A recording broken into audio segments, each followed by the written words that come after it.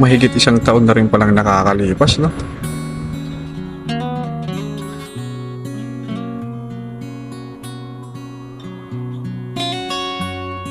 Nasanay na lang kaming tatlo. Oo, sa una mahirap. Pero wala eh. Sanayan lang din talaga. Ito nga yung sinasabi natin. Hindi ka pwedeng maging mahina dito sa mundong to.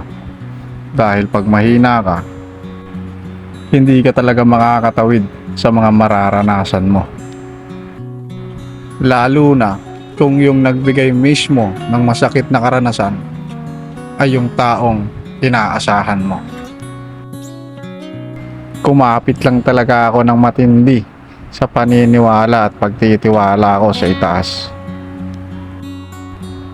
Kaya ito, nakatayo pa rin at nagsisilbing gabay nilang dalawa. Magpapasalamat na lang din talaga ako sa mga tropa, kaibigan at kamag-anak na tumulong sa amin. Oo, sobrang hirap maging single parent. Kasi sa totoo lang, magbaback to zero ka talaga. Hindi mo alam kung paano ulit magsisimula. Blessed na lang talaga. Kasi yung mga anak ko, hindi nagpa-apekto sa mga nangyari. At kinagisnan nila kung paano sila pinalaki. Lahat naman tayo may kanya-kanyang istorya, may kanya-kanyang problema, may kanya-kanyang pinagdadaanan.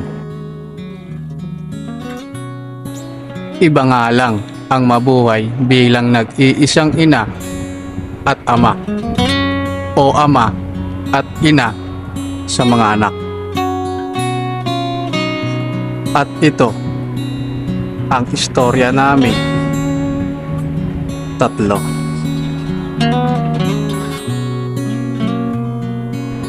Walang single parent ang proud dahil single parent sila.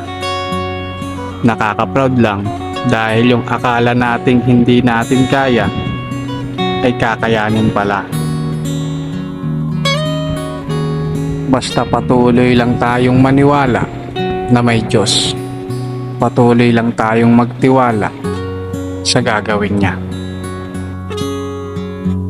Hindi niya tayo dadalhin sa isang laban na alam niyang hindi natin kaya.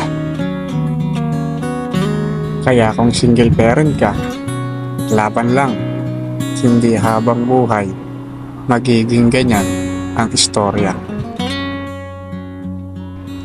Mas mabuti nang sa umpisa magsakripisyo para maging masaya, kesa naman maging masaya at sa huli magsasakripisyo ka naman sa sarili mong konsensya.